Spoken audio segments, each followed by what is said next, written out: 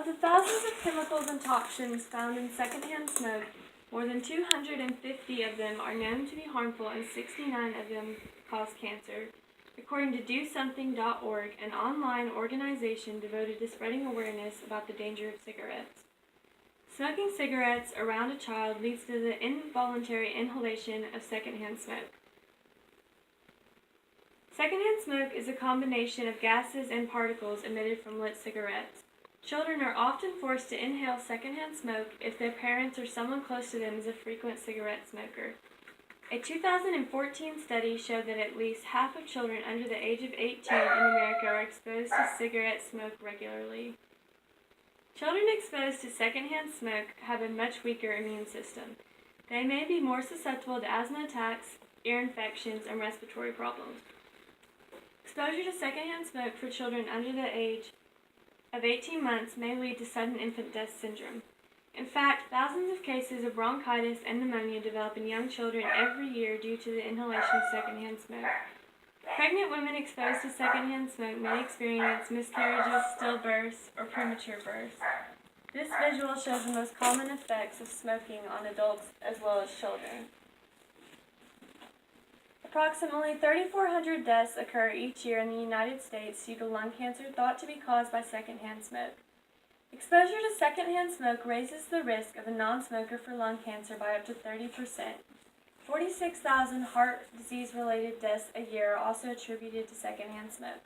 This chart shows the percentage of yearly deaths attributed to smoking. According to recent studies, roughly 88 million American non-smokers were exposed to secondhand smoke between 2007 and 2008. There's not much the government can do to regulate people's homes. However, Alabama recently passed a law making it illegal to smoke in a car if a minor is present. Violation of this law results in a $100 fine and is meant to deter parents from smoking when their children are in the car with them. 9 other states have also adopted a similar policy, including California and Louisiana. This is something for Tennessee lawmakers to consider, as it would limit at least some of the secondhand smoke children are exposed to. Adjustments could be made to the amendment so that it applies to children up to a certain age, but at the very least would protect children under the age of 8. The law would also protect children from third-hand smoke that lingers in cars. The American Academy of Pediatrics' recent research on the effects of third-hand smoke found that it is also harmful. According to the AAP, third-hand smoke is the smoke left behind, the harmful toxins that remain in the places where people have smoked previously. Third-hand smoke can be found in the walls of a bar, upholstery on the seats of a car, or even a child's hair after a caregiver smokes near the child.